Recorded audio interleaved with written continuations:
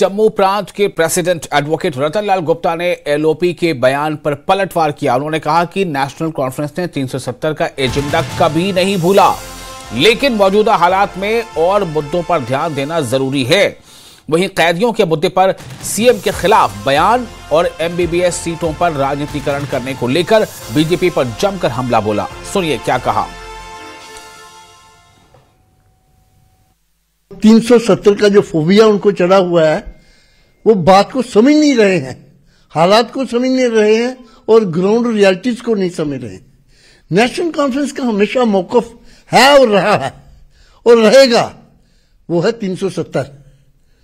370 हर जगह हम कहते हैं, और जब हमारी नई सरकार बनी, लोगों की सरकार बनी, रेजोल्यूशन वहां पे भेजा हमने।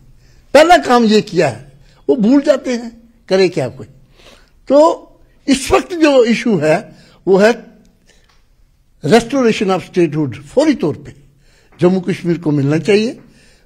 और मैं समझता हूं कि ये जो कल हमारे ऑनरेबल मेंबर पार्लियामेंट, राज्यसभा के मेंबर पार्लियामेंट मिले हैं, मैं उनको मुबारकबाद पेश करता हूं कि जम्मू कश्मीर के लोगों के तर्जमानी की है उन्होंने। हमने 370 के लिए जब भी हमारी सरकार बनी, लोगों ने जब फौरी तौर पे पहला काम उन्होंने किया कि 370 को, जो हमारा जो स्टेटस है, स्पेशल स्टेटस है, उसको रिस्टोर किया जाए। और मैं समझता हूं बीजेपी और ये पीडीपी लोगों को मिसलीड कर रहे हैं, और जो लोगों के इस वक्त बर्निंग इशू हैं उसको हटाने की कोशिश की जा रही है और फ्रस्ट्रेशन में है वो। देखिए, बीजेपी फ्रस्ट्रेशन में इसलिए है, क्यों नहीं आज तक स्टेटहुड रेस्टोर किया गया, आप मुझे बताइए। 13 महीने हो गए हैं, इनको फौरी तौर पे रेस्टोर करना चाहिए। क्यों नहीं? क्योंकि वो चाहते थे कि यहां पे जम्मू कश्मीर के अंदर बीजेपी सरकार बने, तब हम रेस्टोर करेंगे। ये है इनका एजेंडा। क्यों लोगों को धोखा दे रहे हैं ये?